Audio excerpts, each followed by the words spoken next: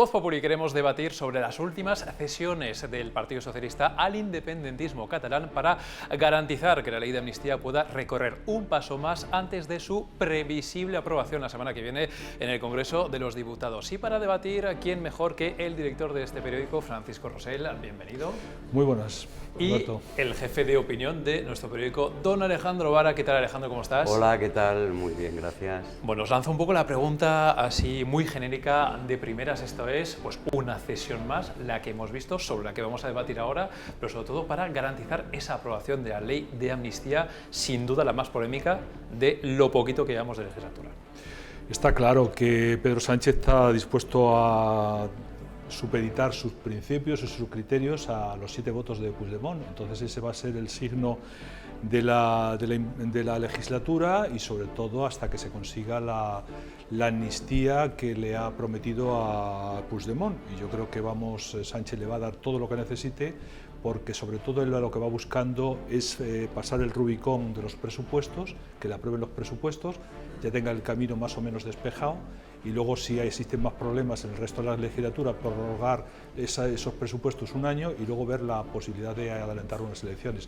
Y por tanto, hasta ese momento va a concederle todo lo que le pida Puigdemont, todo lo que le pida el independentismo, y en esa dinámica estamos. Lo que pasa es que en medio de esas cesiones nos estamos cargando el sistema constitucional. Hoy García Paje, el presidente de Castilla-La Mancha, ha dicho que su partido ya está en el extrarradio de la Constitución, ya está dejando de ser un partido constitucionalista, y es así, eso es así. Y eso es muy grave, porque la Constitución fue hecha fundamentalmente sobre 2 fuerzas mayoritarias, el partido, la UCD entonces, que viene a ser lo que representa ahora el Partido Popular, y el Partido Socialista, y ese es el drama que nos encontramos y al que nos aboca Pedro Sánchez. Alejandro, barra libre, como dice nuestro programa, como dice esta taza de aquí, pero no en este caso de opiniones, sino de cesiones. Las cesiones son, bueno, una detrás de otra. Además lleva un ritmo muy bien marcado Puigdemont. Él controla, está haciendo la gota malaya que decía Pascual Maragall. Un goteo de hoy esto, mañana esto, otro, pasado mañana, para que se vea quién controla la maquinaria, quién da los pasos, quién dirige el cotarro y quién se tiene que humillar, quién se tiene que poner de rodillas y conceder todo lo que le pidan. Fíjate, hemos pasado de las líneas rojas a la alfombra roja. El PSOE le está poniendo al gobierno todo lo que piden, todo, es que no le ha negado nunca, hasta el momento, nada a los de Junts, nada. Todo lo que han pedido se lo han concedido. El tema del terrorismo ya ni te cuento, era hasta antes de ayer, no se podía, y ya vemos en cómo estamos.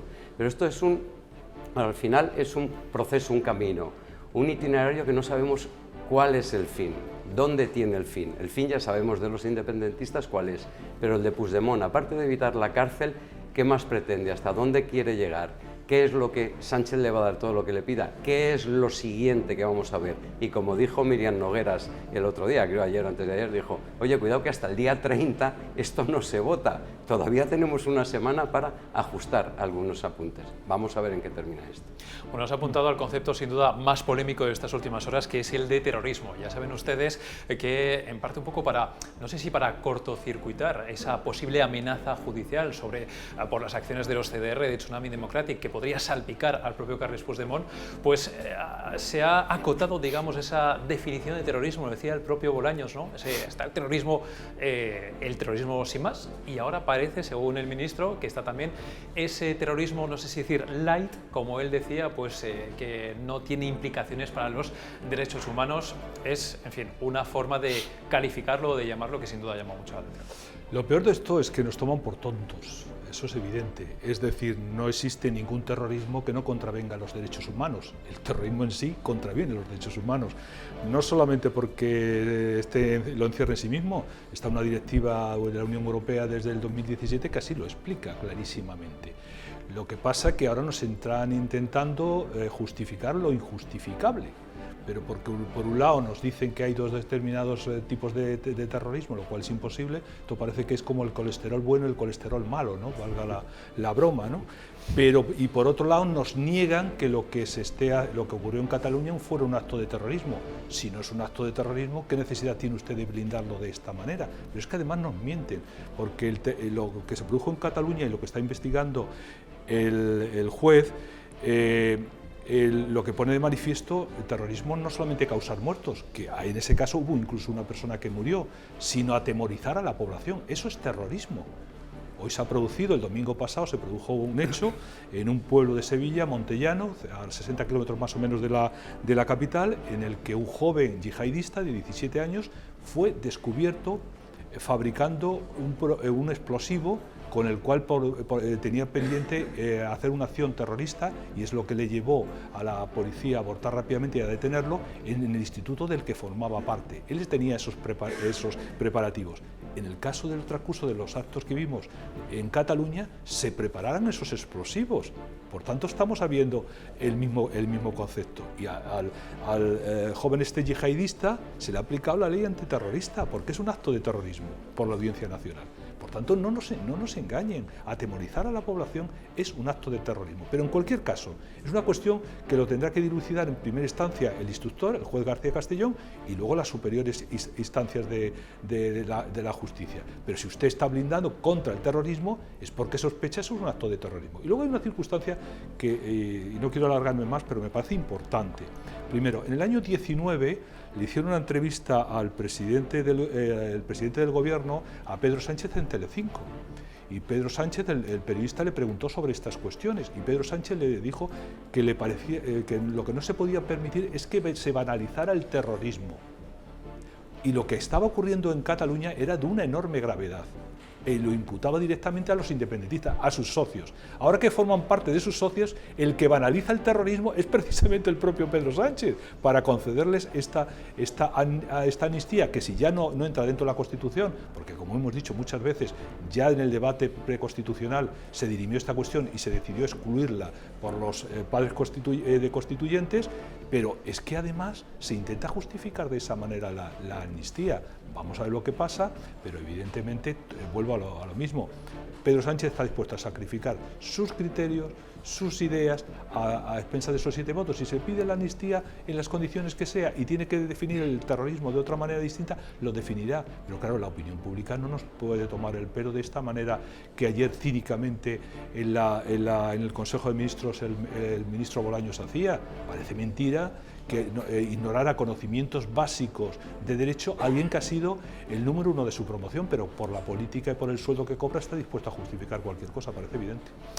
Alejandro, el gobierno que ha introducido un matiz parece ad hoc para el caso catalán de lo que es el terrorismo. Es que están diseñando la ley de amnistía a los que les va a beneficiar, lo que decía Felipe González de la autoamnistía, y al final eso no solo ya es escandaloso, es que ya es obsceno, es de una obscenidad irrepetible. Lo que está ocurriendo, lo que está pasando, lo que se está haciendo, no tiene un pase. Y yo estoy de acuerdo con lo que decía el director, no se puede sostener la comparecencia de Bolaños en la mesa del Consejo de Ministros, defendiendo lo indefendible, lo que por supuesto no defendía 2 minutos antes, e intentando argumentar qué es el terrorismo y dándole esa vuelta directamente.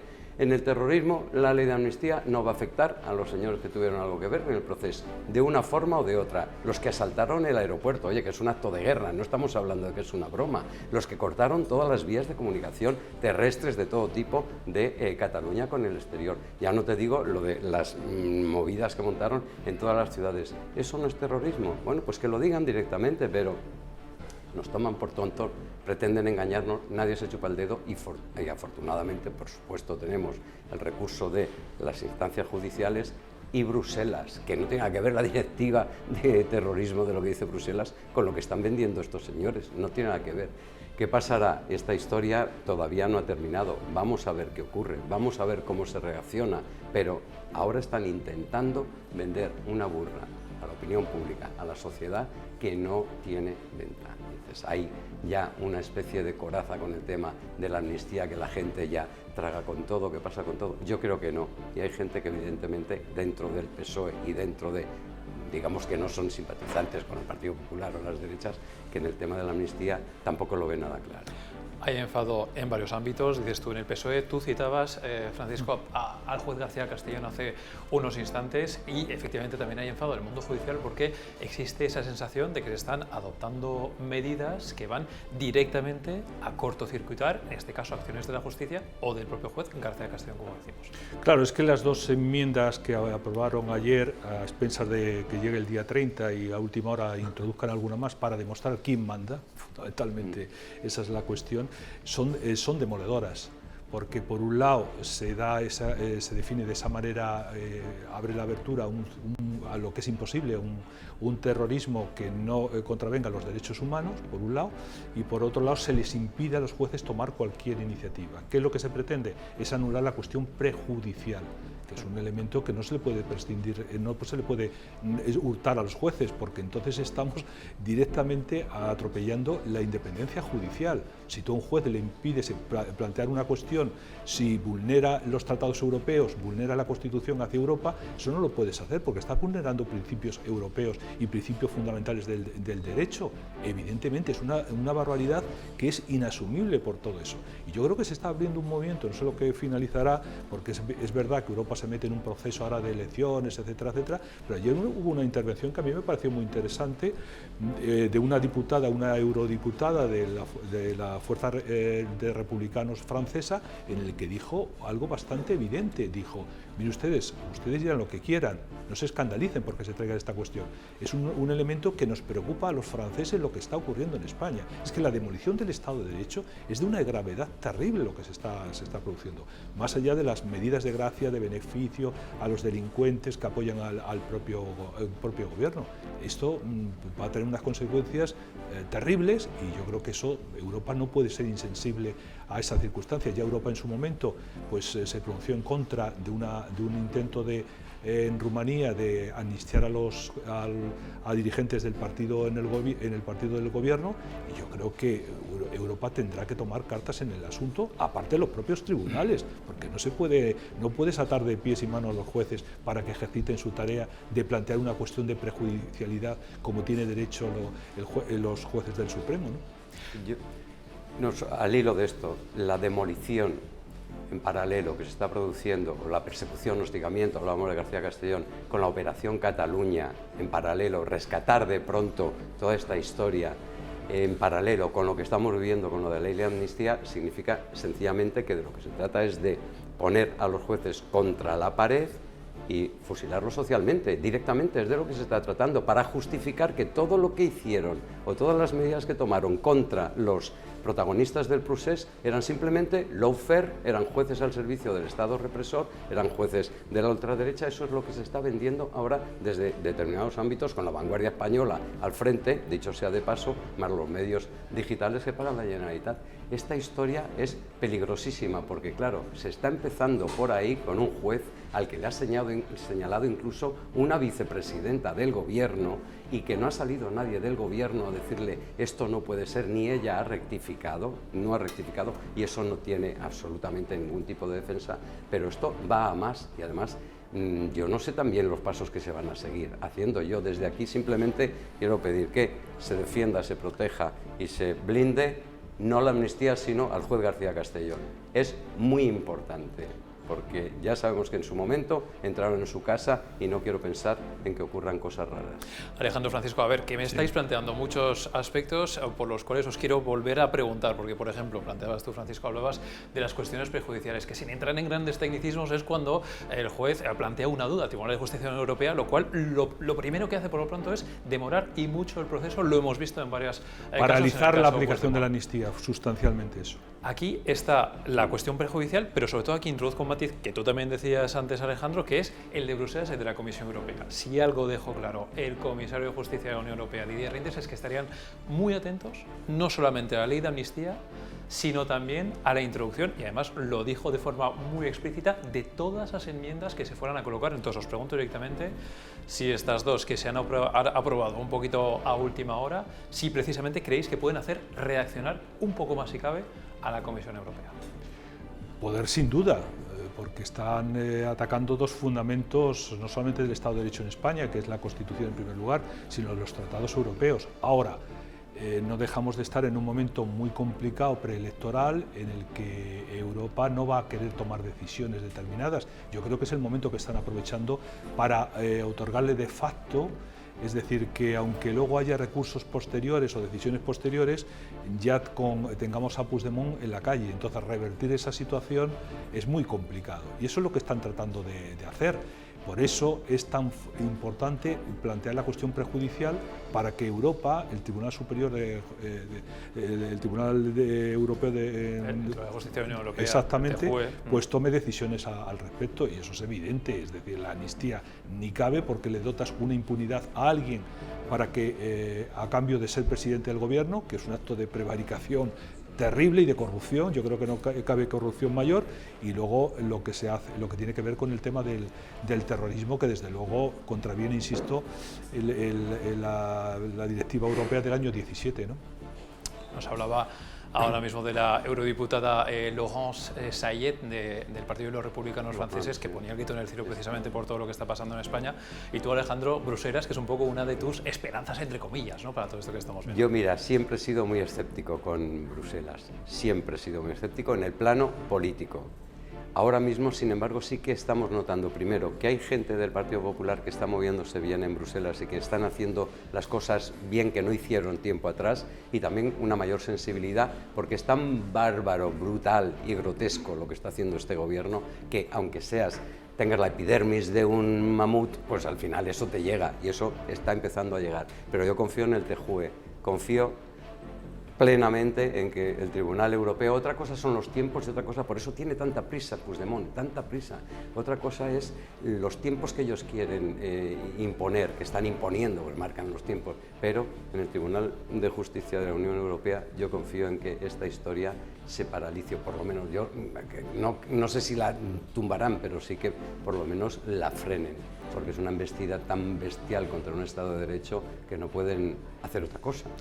Gente del PP, dices, gente de Ciudadanos, que está el presidente de la Comisión de Asuntos Jurídicos, también Adrián Ciudadanos, Vázquez, sí, incluyendo también, incluso gente y también ajena. Vox, ahí se ha movido bien en general, gente que tenía que haberse movido, partidos, instituciones que tenían que haberse movido más en el ámbito europeo, porque sí que los independentistas siempre se han movido bien, narices, y nosotros no lo hemos sabido hacer bien. Nosotros, me refiero a la familia democrática.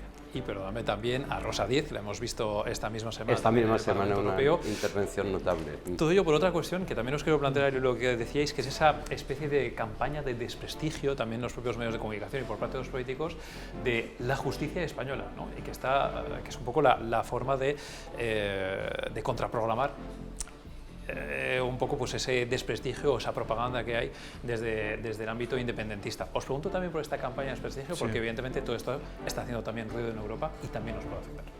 Bueno, pero contraviene una de las cosas que advirtió Europa que no podía suceder, y que el propio ministro Bolaños dijo que no iba a suceder, que es el lawfare, ¿no? ¿Qué es? Es la criminalización de los jueces. ¿Qué es lo que se está produciendo? Es otro elemento. Por cierto, me mueve al sarcasmo recordar cómo la portavoz socialista en el Parlamento Europeo acusaba al portavoz popular, le decía que mentía abiertamente porque la amnistía no contemplaba el terrorismo en España. El proyecto ahora hemos visto que sí lo contempla abiertamente. Entonces, el proceso de criminalización de los jueces, que es una forma de anular a los jueces, de anular la independencia, es de los hechos más graves, y precisamente es una de las concesiones junto a la amnistía que se ha hecho a los propios independentistas. La constitución de comisiones de investigación a determinados jueces es un elemento clarísimo en esa dirección.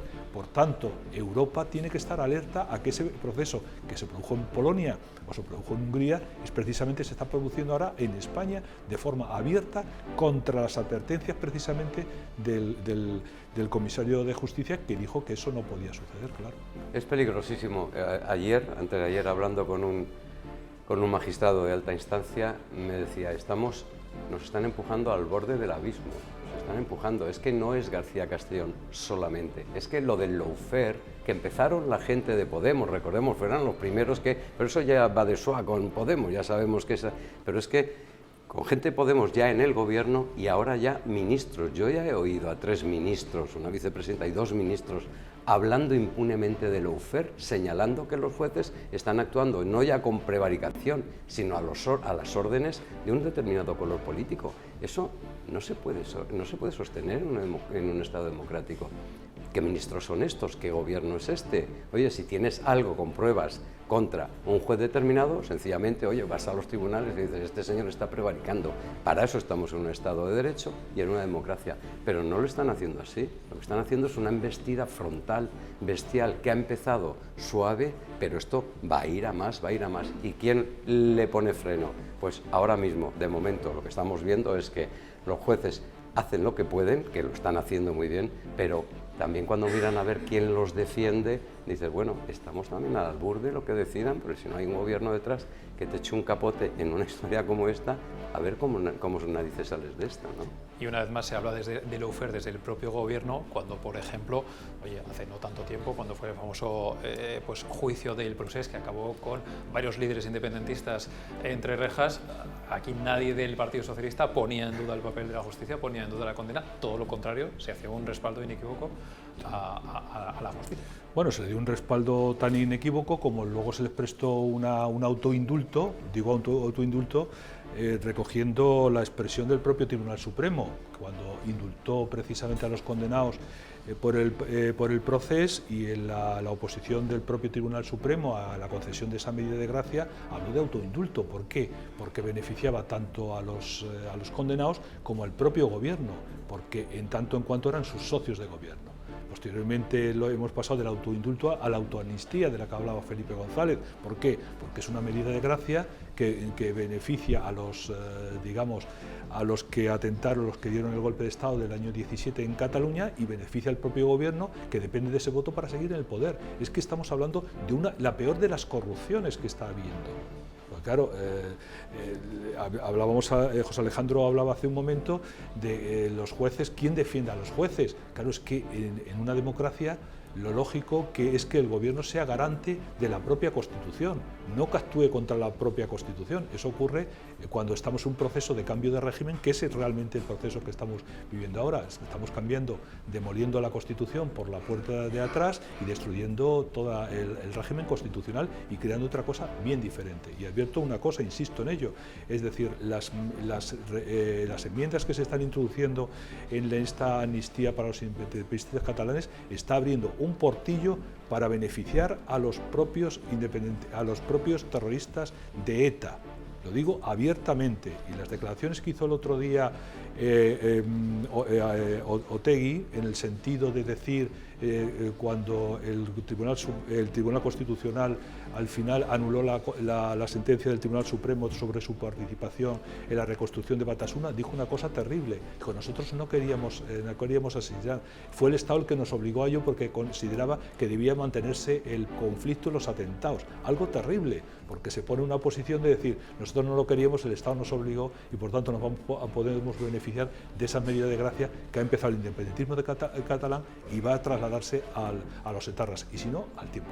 Yo, con relación a lo de que el PSOE los llevó colaboró, lógicamente, en el 155 y en que los responsables del proceso se presentarán ante los tribunales, todo eso está claro que no aguanta ni una revisión de su pasado. El socialismo de Sánchez no lo aguanta, no lo soporta. Pero, por ejemplo, no lo soportan tampoco, ahora que hablamos de quién defiende a los jueces, los 2 jueces que hay dentro del gobierno, que hay 2 jueces desde el minuto 1, que son muy pocos jueces, que se ponen de perfil, que miran para otro lado y que han tragado carros y carretas, siendo ellos quienes, por supuesto, por su condición de jueces, oye, aunque estén en excedencia, pero siguen siendo jueces, mirando para otro lado cuando se están perpetrando con su presencia en el Consejo de Ministros estas iniciativas aberrantes a las que estamos asistiendo, que parecían inconcebibles y que va una detrás de otra. Hemos escuchado alguna defensa de los jueces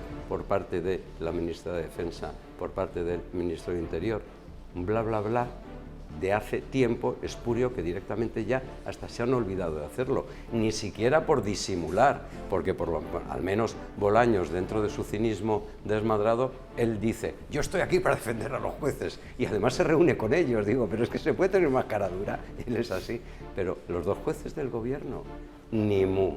De modo que también de vez en cuando está bien recordar que siguen ahí y que están asistiendo y asintiendo a las decisiones que está tomando el gabinete. Lo que pasa que es como pedirle peras al olmo a un juez en concreto, alguien que fue reprobado por hacer un acto de prevaricación en la destitución de un alto cargo de la Guardia Civil, como fue en Marlaska por el Supremo, que ha vuelto a recibir una sentencia en contra del Tribunal Supremo por la forma que se deportaron los determinados emigrantes que en su día, saltándose la Constitución y saltándose la propia Declaración de Derechos Humanos, pues evidentemente poca esperanza cabe en dirección a la que tú apuntas. Pero hay que mencionarlos. Sin duda. Yo creo que no hay que olvidarse de ellos. Oye, os quería hacer una última pregunta antes de acabar esta tertulia con vosotros, y es simplemente ver un poco el y ahora qué, porque parece evidente que se va a aprobar la ley de amnistía en cuestión de días, pero estamos todavía al inicio de la legislatura. Lo apuntabas tú antes, Francisco, hay unos presupuestos que sacar adelante, luego veremos si los prorrogamos o qué, pero esto ya lo hemos dicho en varias ocasiones, no va a ser ni mucho menos un camino de rosas, y después de tantas cesiones como hemos visto en estos primeros días todavía de legislatura, ¿qué es lo que vamos a ver en el futuro? Yo creo que hacer una hipótesis en ese terreno, yo por lo menos no me atrevo, porque hemos superado tantos diques, nos hemos superado tantas, ahora que está de moda lo de las líneas rojas, aunque diga el ministro Puente que no sabe lo que son las líneas rojas. Es verdad que Sánchez, desde que recuperó el poder y se saltó las líneas rojas que le marcaron el Partido Socialista, ha hecho salir de las líneas rojas el camino a seguir. Yo creo que cualquier cosa ahora mismo está en su momento en la vida política española en que cualquier cosa es posible. Es posible porque un presidente cuya ambición de poder no tiene escrúpulos ni freno, es posible cualquier cosa, después de darle todo lo que ha dado. Es que le ha entregado el Estado de Derecho a unos delincuentes. Es que eso es terrible, eso es así. Y por tanto, cualquier cosa es posible. Yo creo que Sánchez, él está decidido a terminar la legislatura. Lo que pasa es que vive día a día. Yo creo que es que él no programa largo. Bueno, pues sí, vamos a ver, ahora que tenemos las gallegas, y después de las gallegas que vienen, pues adelantarán las vascas, y luego que vienen, pues lo mismo los presupuestos entre las vascas y las europeas, y luego que viene, pues luego las catalanas, y luego él está en ese plan estrictamente. No tiene, por supuesto, ni un proyecto de España, ni un planteamiento serio para ver cómo crecemos, que es que aquí al final tampoco nos olvidamos de hablar de lo importante, que es, oye, ¿quién crea empleo, quién crea riqueza, qué estamos haciendo con nuestra clase media, con nuestros empresarios, emprendedores, con los autónomos? ¿Alguien está hablando de eso? No, estamos en el calendario sanchista, que es yo resisto un día más y un día más. ¿Puede pasar cualquier cosa? Pues evidentemente cualquier cosa es posible. Él es en sí mismo su propio objetivo, es decir, es vivir al día, lo que dure duró, pero los que le apoyan sí que tienen un proyecto y lo están ejecutando. Y eso sí es lo peor. Eso es lo peor. Sánchez tiene un proyecto que es sobrevivir a cualquier circunstancia y en cualquier estado de la cuestión, ¿no? Pero los que le apoyan sí que tienen un proyecto y lo están ejecutando con la connivencia y el consentimiento de propio Pedro Sánchez, ¿no? Lo están dirigiendo prácticamente, con lo cual ahí además están en manos de Bildu, en manos de Esquerra y de Junts, pues ya me dirás tú qué panorama tan alentador, pero puede ocurrir cualquier cosa, seamos optimistas. Bueno, pues a ese calendario, como decíais, del propio Pedro Sánchez, a ese día a día de esta legislatura, que desde luego no nos deja ni un solo día indiferentes y con muchas polémicas lo vemos, estaremos muy pendientes aquí en Voz Populi, por supuesto, para seguir contando, y por eso contaremos, como siempre, con las mejores voces, como las que hemos tenido hoy en nuestro programa, la del director de Voz Populi, Francisco Rosell, muchísimas gracias. Muy bien, estupendamente.